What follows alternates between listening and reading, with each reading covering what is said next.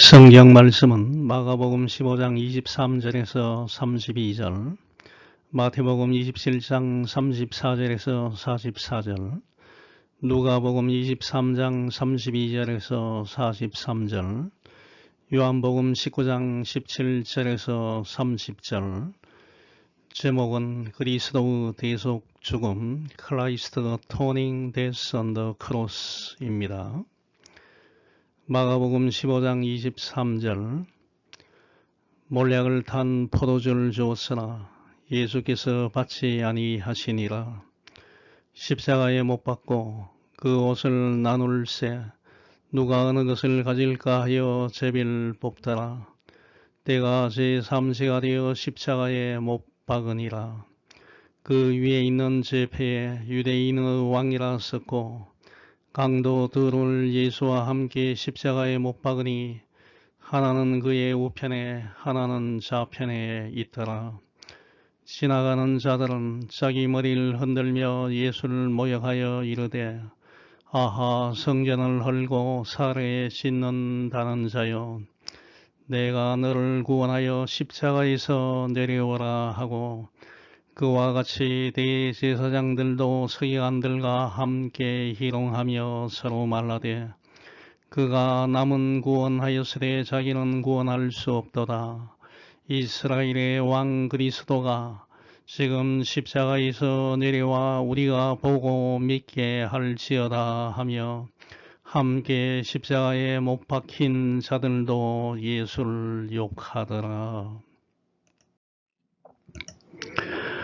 오늘 본문 말씀은 인간의 죄를 사해 주시기 위하여 골고다 언덕에서 십자가 대속 죽음을 당하시는 예수님의 모습을 보여주고 있습니다. 본문 말씀은 마가복음 15장 23절에서 32절, 마태복음 27장 34절에서 44절, 누가복음 23장 32절에서 43절, 요한복음 19장 17절에서 30절에 기록되어 있습니다. 새벽에 결박된 예수님은 사내들인 공의원들로부터 빌라도 총독에게 넘겨져 신문과 최종적인 십자가형을 선고받고 채찍질 당하고 로마 군병들에게 끌려가서 육체적 고통과 희롱을 당하신 후에 십자가를 짊어지고 골고다 언덕으로 가셨습니다. 예수님은 금요일 오전 9시경에 십자가에 못 박히셨고 십자가에서 6시간 동안 순환을 당하시다가 오후 3시에 운명하셨습니다. 예수님은 살이 찢기고 피가 철철 흘러내리는 육체적 고통을 당하셨고 사내들인과 로마 군병과 군중들의 조롱과 멸시를 받았고 성부 하나님과 단절되는 영적 고통을 당하셨습니다. 죄 없는 자의 십자가 대속 죽음이라는 하나님의 뜻에 순종하시어 예수님은 이런 모든 고통과 모욕을 감수하신 것입니다. 예수님과 함께 십자가에 달린 두 행악자는 서로 상반된 반응을 보였습니다. 한 행악자는 예수님을 비방하고 조롱함으로써 마지막 구원의 기회를 놓쳐버렸으나 다른 행악자는 아무런 죄 없는 자신을 십자가에 못 박는 자를 용서해 달라고 기도하시는 예수님의 모습을 보고서 자신의 죄를 깨닫고 예수님께 자신을 기억해 달라고 구원을 요청함으로써 구원을 받았습니다. 오늘 본문 말씀을 통하여 저와 여러분을 살리기 위하여 이 땅에 친히 오셔서 자신의 몸을 십자가 대속 제물로 희생하신 예수님의 은혜를 깨닫는 시간이 되면 좋겠습니다. 첫 번째, 그리스도인은 탐욕을 버리고 예수님과 같이 하나님의 뜻에 순종하는 삶을 살아가야 합니다. 마가복음 15장 23절 보면 십자가를 지고 골고다 언덕에 도착한 예수님에게 로마 군병들은 몰약을 탄 포도주를 주었으나 예수님은 받지 아니하였습니다. 몰약은 콤미포라, 나무의 줄기나 껍질에서 추출되는 끈끈한 수지인데 향수와 마취제와 시신, 방수, 초리 영어로 사용하고 있습니다. 몰약은 동방 박사들이 아기 예수님께 드린 세 가지 예물, 황금과 유황과 몰약 중에 하나이며 고대 사이에서 가장 귀한 향료 중에 하나이었습니다.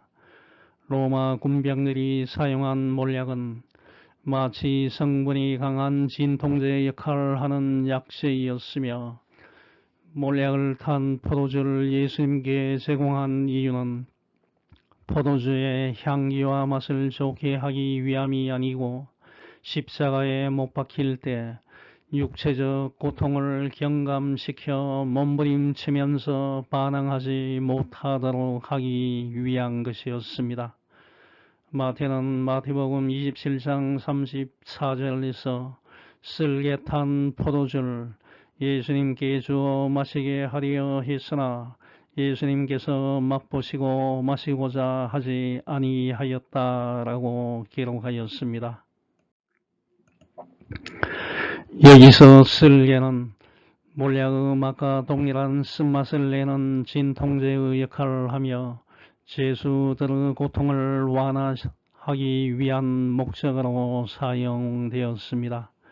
당시에 몰약과 쓸개가 모두 마취용으로 사용되었고 특히 마태가 쓸개 탄 포도주라고 기록한 이유는 마태복음의 1차 독자이며 구약 성경을 읽어왔던 유대인들로 하여금 시편 69장 21절 말씀, 그들이 쓸개를 나의 음식물로 주며 목마를 때에는 식초를 마시게 하였사오니, 현대인의 성경, 그들이 음식 대신에 나에게 쓸개를 주었고 내가 목마를 때 초를 주었습니다 라는 시편 말씀의 예언이 성취되었다는 것을 알려주기 위하여 기록한 것입니다.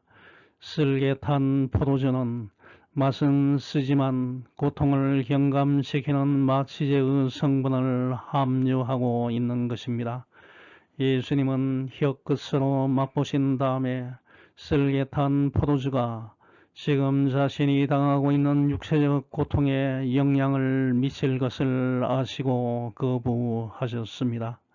지금 대못에 박힌 손과 발에서 오는 찢어질 듯한 고통과 머리에 깊이 박힌 가시관으로 인하여 전해져 오는 터질 듯한 머리의 고통을 조금이라도 감소시키는 데 도움이 된다는 것을 아셨지만 마시지 않고 거부한 이유는 인류를 위한 대속제물로 죽어가는 자신의 사명을 수행함에 있어서 겪어야 할 고통을 조금이라도 회피하지 않고 온전히 감당하시기 위함이었습니다.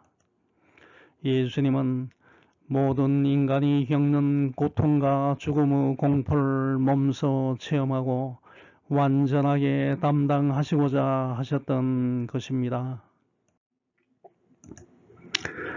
마가복음 15장 24절, 마태복음 27장 35, 36절, 누가복음 23장 34절 보면 로마 군병들이 예수님을 십자가에 못 박은 후에 예수님께서 입고 있던 옷과 몸에 걸치고 있던 여러 가지 것들, 신발 2건, 허리띠, 몸을 두루 감는 천을 제비 뽑아 서로 나누어 가지고 거기에 앉아서 지켰다고 기록하고 있습니다.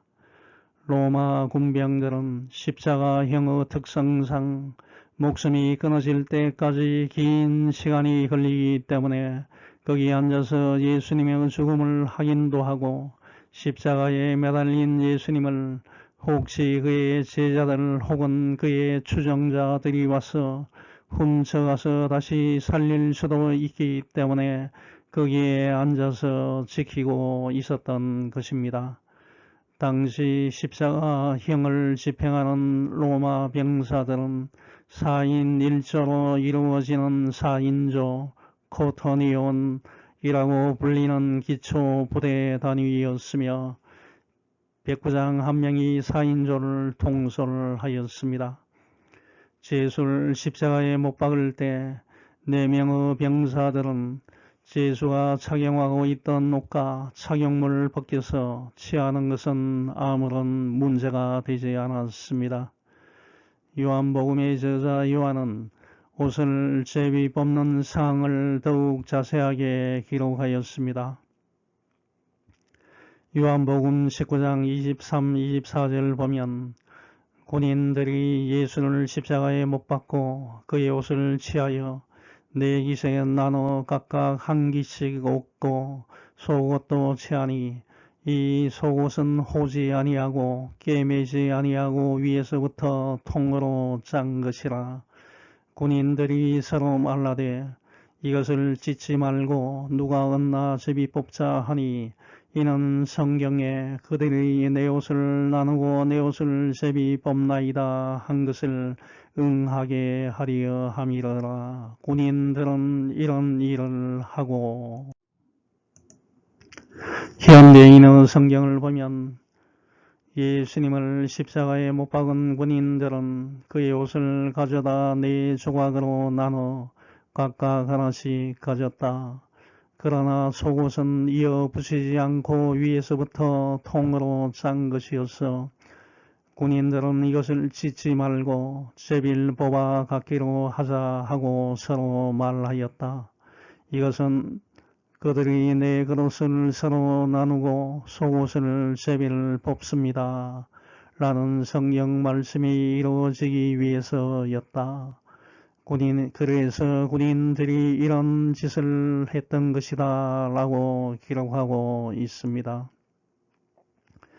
당시 예수님이 착용하고 있었던 4가지, 즉 몸을 두루 감는 천, 머리를 싼 두건, 허리띠, 신발을 사형 집행하는 로마 병사 4명이 각각 하나씩 나누어 가졌고 예수님께서 입었던 속옷, 헬라어 키토는 바느질하지 않고 처음부터 옷감을 짤 때 통으로 짠 옷이었는데 이 속옷을 찢지 말고 누가 가질 질 제비 뽑자고 서로 말하였습니다.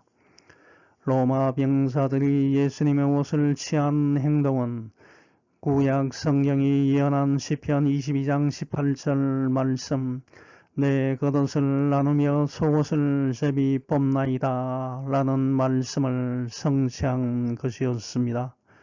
특히 속옷 키토는 대제사장들이 입는 천 2장을 이어 통으로 만든 옷이었는데 저자 요한이 이 속옷을 언급한 것은 예수님의 속옷을 대제사장이 입는 속옷과 일치시킴으로써 예수님께서 대제사장의 자격으로서 자신이 스스로 흠없는 완전한 희생제물이 되셔서 인간을 구원하셨다는 것을 강조한 것입니다.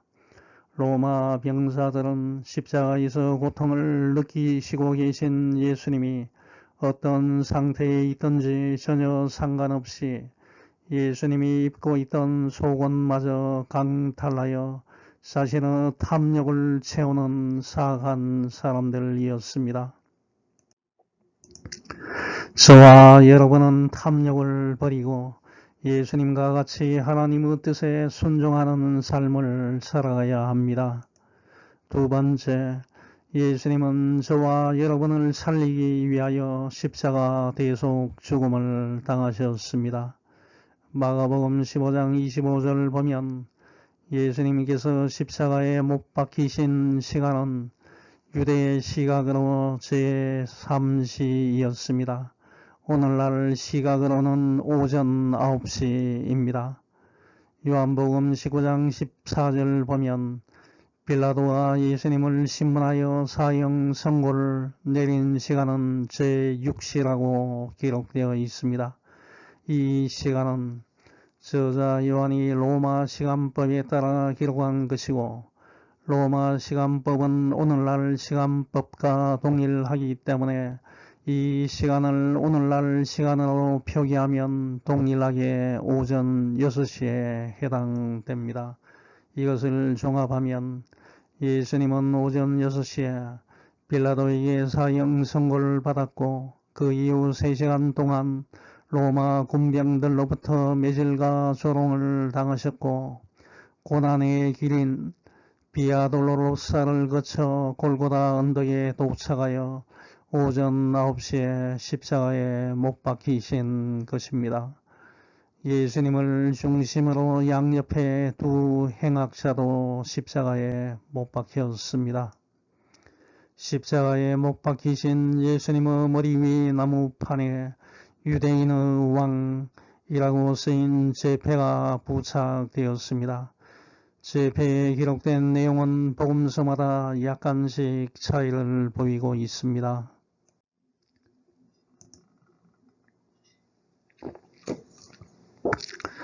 마가는 마가복음 15장 26절에 유대인의 왕, 마태는 마태복음 27장 37절에 이는 유대인의 왕 예수, 누가는 누가복음 23장 38절에 이는 유대인의 왕이라, 요한은 요한복음 19장 19절에 나사렛 예수 유대인의 왕이라고 기록하였습니다. 원래는 요한이 기록한 것과 같은 제패명이 부착되었으나 다른 저자들은 이것을 축약하여 기록한 것으로 볼 수 있는데, 공통적으로 저자들은 모두 예수님이 유대인의 왕이라는 사실을 빠짐없이 기록하였습니다. 이것은 예수님의 십자가 죽음은 한 개인이 지은 범죄로 인하여 발생한 것이 아니고 이미 구약 성경에 예언되어 있듯이 죄로 인하여 죽을 수밖에 없는 온 세상 모든 인간들 구원하시기 위하여 유대인의 왕 다윗의 후손으로 이 땅에 오신 메시아로서 당하는 대속적 죽음이라는 것을 말해주고 있습니다. 하지만 유대인들은 예수님을 자칭 유대인의 왕이라 주장하는 신성 모독죄를 지은 죄인으로 십자가에 못 박았고, 이것을 조롱하기 위하여 이런 유대인의 왕이라는 제패를 써붙여 놓았던 것입니다. 요한복음 19장 19, 20절을 보면 빌라도가 패를 써서 십자가 위에 붙이니 나사렛 예수 유대인의 왕이라 기록되었더라. 예수께서 못 박히신 곳이 성에서 가까운 고로 많은 유대인들이 이 패를 읽는데 히브리와 로마와 헬라말로 기록되었더라 라고 말하고 있습니다. 팔레스타인 지방에서는 십자가형이 처해질 때 십자가에 달린 제패를 많은 사람들이 알아볼 수 있게 3개국어, 즉 그 당시 유대인들이 일상생활에서 사용하는 아람어, 로마인들이 공공기관에서 사용하는 라틴어, 글을 읽고 쓰는 일에 사용하던 헬라어로 기록하였던 것입니다. 한편 예수님의 제패가 3개 국어로 기록되었다는 것은 예수님의 십자가 사건이 예루살렘에만 알려져야 할 사건이 아니고 더 나아가서 온 세상으로 전파되어야 할 사건임을 상징적으로 보여주는 것입니다. 시중에 판매되고 있는 십자가 순환의 현장을 그린 성화에 나오는 제패에는 INRI라고 적혀 있는데, 이것은 요한복음에 기록된 나사렛 예수 유대인의 왕을 라틴어로 쓴 예수스 나자레누스 렉스 이우다의 오름의 첫 글자를 모아서 쓴 것입니다.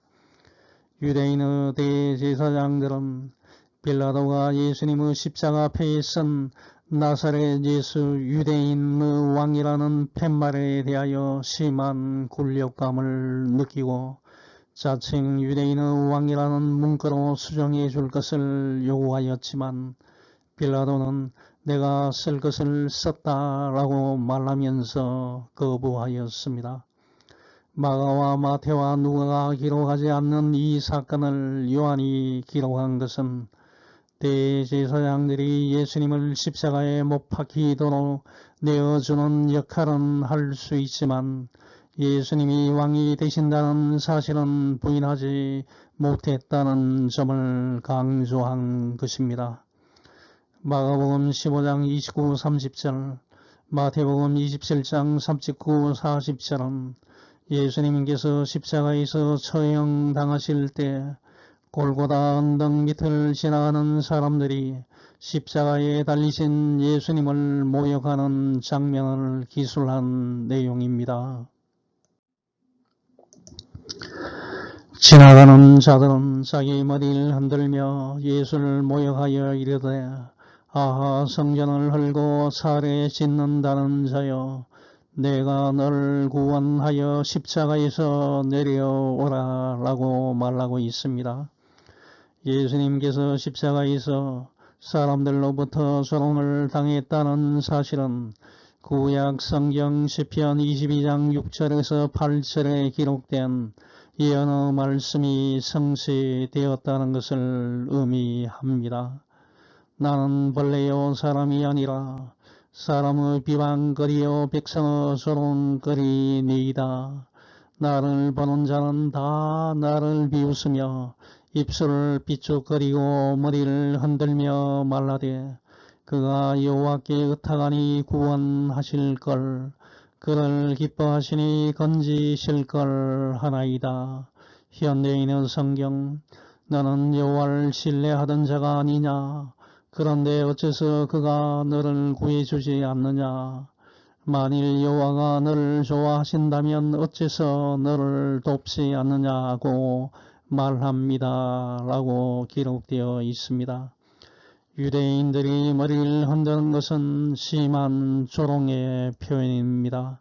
시편 109장 25절 보면 사람들이 나를 보면 비웃고 조롱하며 머리를 흔듭니다 라고 말하고 있습니다. 십자가에 달린 예수님 곁을 지나가는 사람들은 예수님께서 자신을 유대인의 왕, 즉 하나님의 아들이라고 말했다고 머리를 흔들면서 예수님을 향하여 계속해서 욕설과 비방과 조롱으로 모욕하였던 것입니다. 예수님을 비방한 내용은 마가복음 14장 58절에서 보듯이 사내들인 공예가 예수님을 신성모독죄인으로 만들기 위하여 조작한 거짓 증언이었습니다. 손으로 지은 이 성전을 내가 헐고 손으로 짓지 아니한 다른 성전을 사흘 동안에 지을 것이다 라고 말하고 있습니다. 사내들인 공예가 조작한 이 거짓 증언이 십자가 처형장을 지나가는 사람들에게까지 전해졌다는 사실은 사내들인 공예가 예수님을 죽이기 위하여 얼마나 철저하게 준비하고 널리 소문을 퍼뜨렸는지를 말해주고 있습니다. 지나가는 사람들은 십자가에 못 박혀있는 예수님을 향하여 아하 성전을 헐고 살에 씻는다는 자여 내가 너를 구원하여 십자가에서 내려오라 라고 비방을 하였습니다. 즉 예수님에게 너가 성전을 헐고 살에 지을 수 있다고 말했던 자라고 말하면서 그런 능력을 가진 너가 십자가의 못은 왜 빼내지 못하는가? 너가 십자가에서 내려오지 못하고 있는 것을 보니 내 말은 거짓이었구나 라고 모욕을 주는 말을 했던 것입니다. 그런데 예수님께서 성전을 헐고 살에 다시 씻는다고 말한 것은 성전된 자신의 육체적 죽음과 3일 후에 있을 부활에 대하여 하신 말씀이었는데 이 사람들은 예수님의 말씀을 왜곡하여 거짓 증언한 것이었습니다.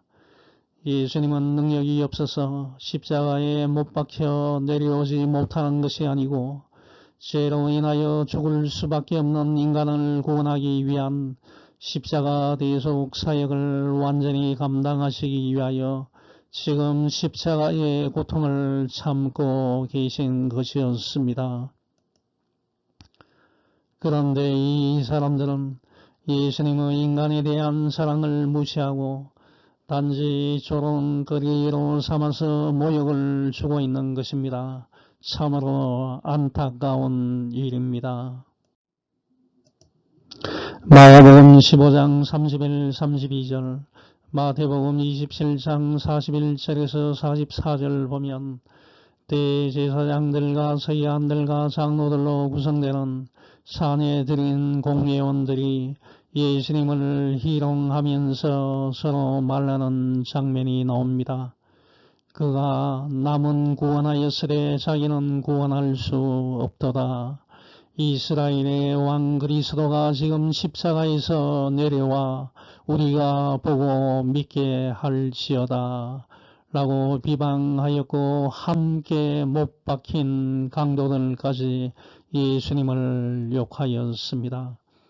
빌라도 총독에게서 사형 선고를 받은 예수님은 로마 군병들에게 희롱을 당하셨고 십자가에 못 박힌 후에는 지나가는 사람들과 산헤드린 공회원들과 심지어는 자신과 함께 십자가에 못 박힌 두 강도들로부터도 모욕과 조롱을 당하셨습니다. 마가는 산헤드린의 구성에 대하여 잘 알지 못하는 이방인 독자를 대상으로 마가복음을 작성하였기 때문에 다소 간단하게 대제사장들과 서기관들만을 언급하였지만 마태는 유대인 독자를 대상으로 작성하였기 때문에 장로들을 추가하여 모든 산헤드린 구성원들이 예수님을 조롱하였다고 기록하였습니다. 산헤드린 공회원들은 예수님이 그동안 각종 병든 사람들을 치유해 주셨고 불가능해 보이던 이적을 보여주셨고 심지어 죽은 사람도 살리셨다는 소문을 들었는데 왜 예수님 자신은 스스로를 구원해 낼 수 없는가? 만약 예수님이 이스라엘의 왕이라면 지금 십자가에서 내려와서 보이면 우리는 예수님이 이스라엘의 왕이 되심을 믿겠다라고 조롱하였습니다.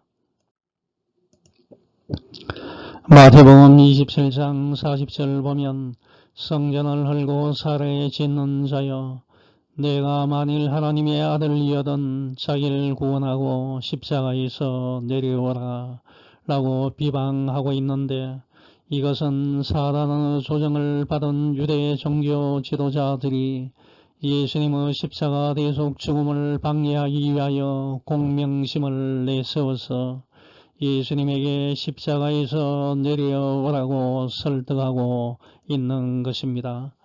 왜냐하면 예수님은 공생의 사역을 시작하기 위하여 40일간 강야에서 금식하신 직후에 인간적으로 가장 배고픈 힘든 상황에 직면해 있을 때 공명심을 이용한 사단으로부터 유혹을 당하셨습니다.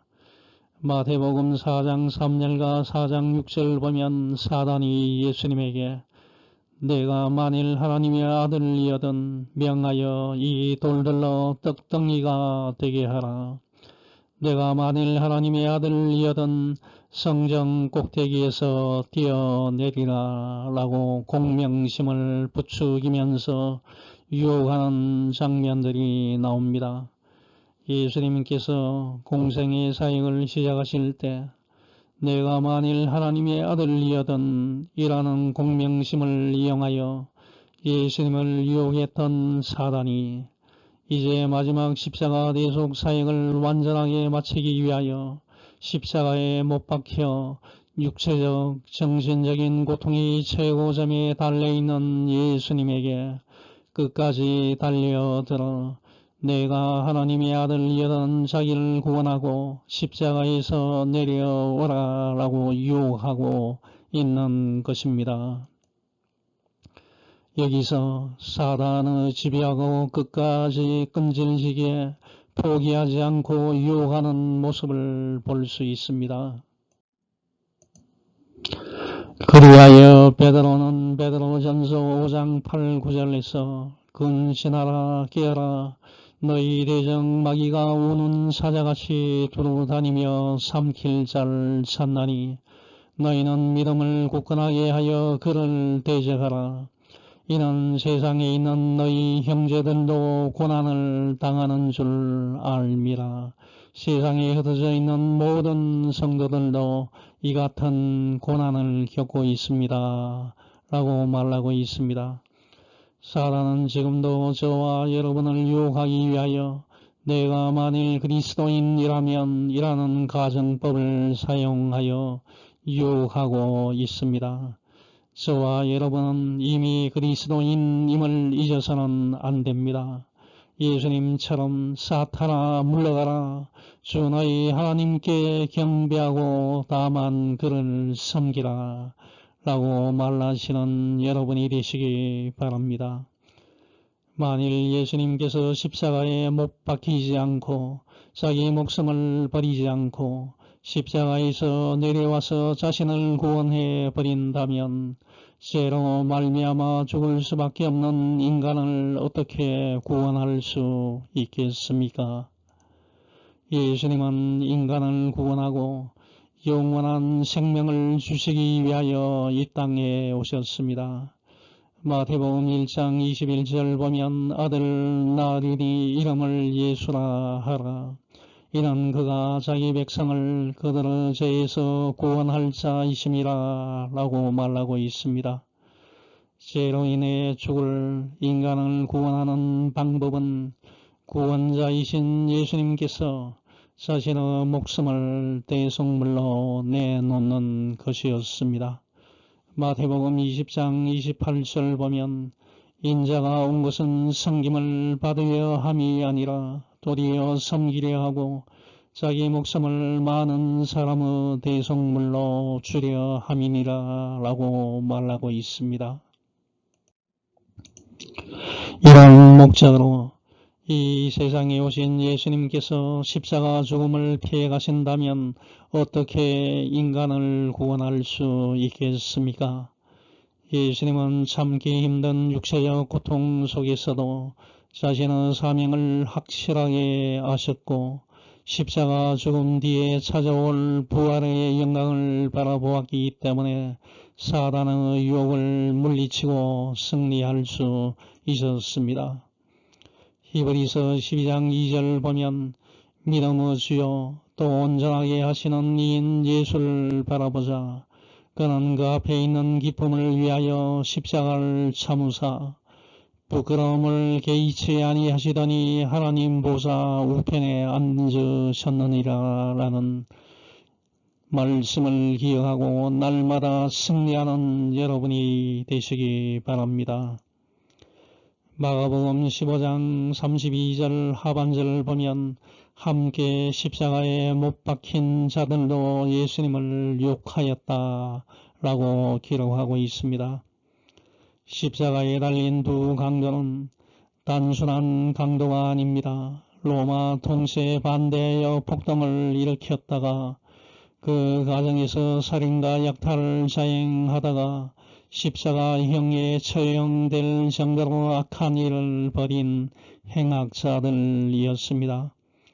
마가복음과 마태복음에는 두 강도가 모두 예수님을 욕하고 비방한 것으로 기록하고 있습니다만 누가복음 23장 39절에서 43절을 보면 두 행악자 중에서 한 행악자는 예수님에게 내가 그리스도가 아니냐 너와 우리를 구원하라 라는 비방의 말을 했습니다. 이 행악자는 진정으로 구원을 강구한 것이 아닙니다. 예수님에게 명령하는 교만하는 태도로 예수님을 계속 조롱하였던 것입니다. 그러나 다른 한 행악자는 그를 꾸짖으면서 내가 동일한 정죄를 받고서도 너는 똑같이 사형 선고를 받고도 하나님을 두려워하지 아니하느냐. 우리는 우리가 행한 일에 상당한 보응을 받는 것이니 이에 당연하거니와 이 사람이 행한 것은 옳지 않은 것이 없느니라 라고 말하였습니다. 즉 죄를 뉘우치는 행악자는 자신들이 받는 십자가의 형벌은 자신들이 지은 죄 때문에 발생한 것이기 때문에 적절한 처벌이지만 예수님에게 선고된 십자가 처벌은 적절하지 않다고 예수님의 무죄를 주장하였습니다. 그렇게 말하고 나서 이 행악자는 예수님께 예수여 당신의 나라에 임하실 때 나를 기억하소서 라고 잘못을 뉘우치고 자신을 구원해 달라고 요청하였습니다. 여기서 당신의 나라는 하나님의 나라, 즉 부활하셔서 하나님의 보좌에 앉으시는 천국을 지칭합니다. 회개하고 자신을 기억해 달라고 부탁하는 행악자의 말을 듣고 예수님은 내가 진실로 내게 이르노니 오늘 내가 나와 함께 낙원에 있을 것이다 라고 말씀하셨습니다. 죄를 뉘우친 행악자는 죽은 직후에 예수님과 함께 낙원에 들어갔습니다. 여기서 낙원 파라다이스는 믿음으로서 구원받은 그리스도인들의 영혼이 장차 이 세상 마지막 날에 육체가 부활하여 천국에 들어가기 전까지 그 영혼이 머무르는 공간적 처소를 말합니다. 그리스도인은 죽는 즉시 그 영혼은 낙원으로 들어가지만 육체는 아직도 예수 그리스도의 재림 다시 오심을 기다리면서 부활을 기다리게 됩니다. 예수님은 죄를 뉘우친 행악자에게 약속하신 바와 같이 그와 함께 낙원에 계셨고 그곳에 머문 시간은 유한한 인간은 알 수가 없습니다. 그러므로 예수님께서 한 행악자에게 내가 나와 함께 오늘 낙원에 있을 것이라고 약속하신 것은 그 행악자가 구원받고 하나님의 백성이 되었다는 의미입니다. 그럼 처음에 예수님을 비방하던 이 행악자가 어떻게 갑자기 잘못을 뉘우치고 변하게 되었는지는 정확하게 알 수 없으나 어렴풋이 짐작할 수 있는 것은 누가복음 23장 34절을 보면 십자가에 못 박히신 예수님께서 아버지여 저들을 사하여 주옵소서 자기들이 하는 것을 알지 못함이니이다 라고 자신을 십자가에 못 박은 사람들을 용서해 달라고 기도하는 것을 들은 후에 이 행악자가 심경의 변화를 일으켜서 자신의 죄를 뉘우치고 회개하였던 것입니다. 그는 예수님을 비방하는 것은 하나님을 두려워하지 않는 행동, 경외하지 않는 행동이라고 다른 행악자를 꾸짖었던 것입니다. 니고데모 외경을 보면 이 두 행악자의 이름이 기록되어 있는데 꾸짖는 행악자의 이름은 디스마스이고 예수님을 비방한 행악자의 이름은 기스마스입니다. 십자가에 달린 행악자가 죽기 직전에 회개하고 구원받은 사건은 죄를 회개하고 용서받는다는 것은 인생에서 늦은 때가 없다는 것을 알려주고 있습니다. 이 세상에서 호흡이 얼마 남지 않은 마지막 순간이라 할지라도 진심으로 회개한다면 죄 용서함을 받고 구원을 받게 된다는 것입니다. 그러다 보니 지금은 젊을 때는 마음껏 죄를 지으면서 흥청망청 살다가 죽기 직전에 회개하면 구원을 받을 수 있다고 제멋대로 사는 사람들이 있을 수 있는데, 이런 생각을 하는 자체가 사단의 유혹입니다. 죄를 뉘우치는 회개와 용서함을 받는 것은 인간 스스로가 자의적으로 할 수 있는 것이 아닙니다. 이것은 하나님의 주권에 따른 하나님의 은혜에 의하여 이루어지는 것이기 때문입니다. 쓸데없는 생각하지 마시고 지금 이 순간부터 죄 지은 것이 생각나면 그 즉시 엎드려 회개하면서 하루하루 경건한 생활을 해 나가는 여러분이 되시기 바랍니다.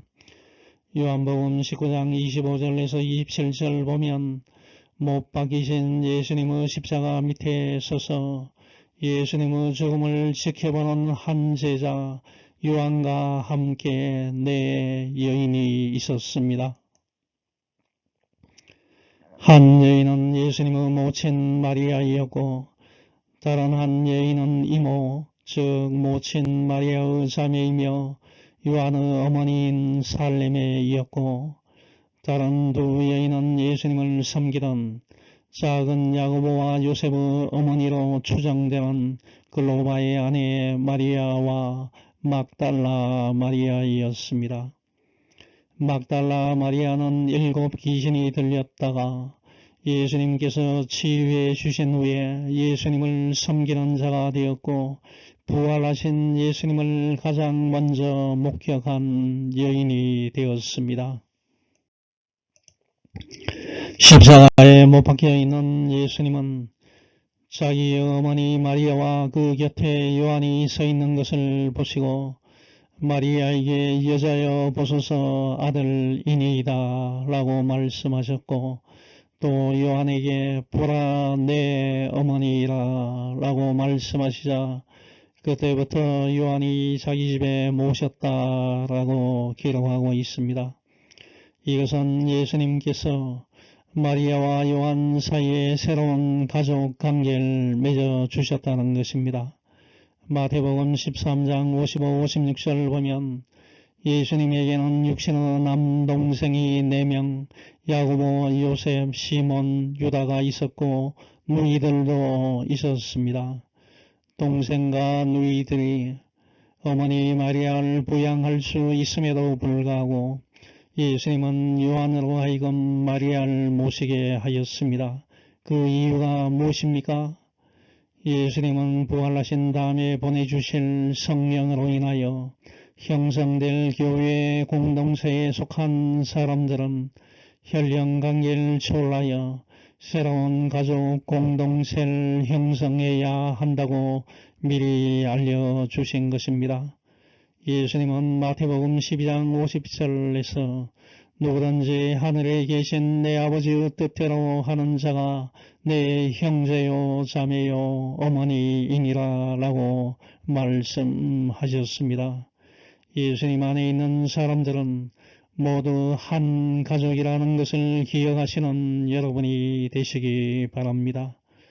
그런데 예수님이 그의 모친 마리아에게 요한을 소개하면서 여자여 보소서 아들이니이다 라고 말씀하였는데, 일부 사람들은 예의 범절 없이 어떻게 예수님이 자기 어머니를 여자여라고 부를 수 있나 라고 비판하는데, 이것은 저자 요한이 어머니 헬라어 메테르라는 정감 있는 단어를 사용하지 않고 어떤 여인을 정중하고 예의 바르게 표현하는 데 사용하는 단어인 여자여, 헬라어 혹격 기나이 라는 단어를 사용하여 부른 데에는 특별한 의미가 있음을 알아야 이해할 수 있습니다.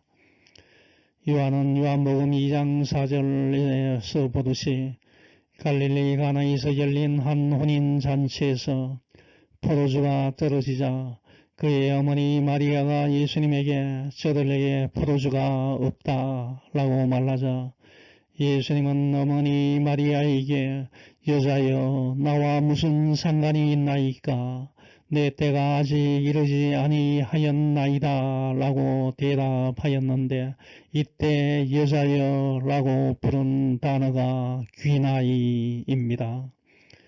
이제 예수님은 자신의 사역을 완성하는 십자가 있어도 그의 어머니를 부를 때 여자여 라고 번역되는 기나이라고 불렀습니다. 그러므로 기나이라는 표현은 저자 요한이 예수님께서 공생의 사역을 시작하신 초창기부터 마지막 십자가 순환을 당하는 모든 기간 동안에 일관되게 그의 어머니를 부를 때 사용한 혹격의 표현입니다. 예수님께서 어머니를 무시하여 여자여 기나이라고 부른 것이 아닙니다. 성경에서 일어나는 모든 일은 하나님의 계획하에 이루어진 구속사, 하나님께서 인간을 구원하기 위해 일하신 역사적인 사건임을 알려주기 위하여 저자 요한이 특별히 사용한 단어입니다. 에덴 동산에서 범죄한 인간의 시조인 아담과 하와에게 하나님께서 하신 말씀이며 타락한 인간에게 최초로 메시아를 보낼 것을 약속하신 창세기 3장 15절 말씀 내가 너로 여자와 원수가 되게 하고 내 후손도 여자의 후손과 원수가 되게 하리니 여자의 후손은 내 머리를 상하게 할 것이요 너는 그의 발꿈치를 상하게 할 것이니라 라는 말씀에 나오는 여자에 해당하는 히브리어는 이샤인데 이것을 헬라어로 작성한 70인역 성경 septuagin트 히브리어로 기록된 구약 성경을 이집트 알렉산드리아에서 헬라어로 번역한 가장 오래된 번역본 성경에는 기인의 기나이의 기본형이라는 단어로 표현했습니다. 이것은 하나님께서 여자 기인의 후손인 예수님을 에덴 동산에서 범죄한 인간을 불쌍히 여기셔서 그들을 구원하기 위하여 보내실 약속된 메시아이심을 알려주고 있습니다. 이와 같이 요한은 여자를 표현하는 기나이라는 단어를 통하여 예수님은 이미 창세기에 예언된 인간을 구원하기 위하여 이 땅에 오신 메시아임을 강조하고자 했던 것입니다. 이제 결론을 맺습니다. 죄로 인하여 죽을 수밖에 없는 인간을 구원하기 위하여 신이 이 땅에 오신 예수님은 공생의 사역을 시작할 때부터 마지막 십자가 대속 죽음을 완성하시는 순간까지 온갖 수단과 방법을 사용하여 끊임없이 유혹해오는 사단의 공격을 받았습니다. 예수님은 견디기 힘든 십자가에서 당하는 육체적인 고통과 하나님과 단절되는 정신적인 고통 속에서 집요하게 파고들어 내가 만일 하나님의 아들이여든 자기를 구원하고 십자가에서 내려오라는 사단의 달콤한 유혹을 이기고 승리하셨습니다. 저와 여러분도 예수님과 같이 끈질기게 접근해오는 세상의 온갖 유혹을 이겨내고 가정, 학교, 직장에서 예수님 중심적인 생활을 하는 한 주간이 되시길 축원합니다. 아멘. 하늘에 계신 하나님 아버지, 이제 2025년 마지막 달 철수를 맞이했습니다. 1년 동안 삶을 돌아볼 때 힘들 때마다 어려울 때마다 극복할 수 있는 힘과 능력을 주심에 감사합니다. 탐욕을 버리고 예수님과 같이 하나님의 뜻에 순종하는 삶을 살아가게 해 주옵소서. 예수님은 저와 여러분에게 영원한 생명을 주시기 위하여 십자가 대속 죽음을 당하셨습니다. 이런 예수님의 은혜를 깨닫게 해 주옵소서. 예수님의 이름으로 기도합니다. 아멘.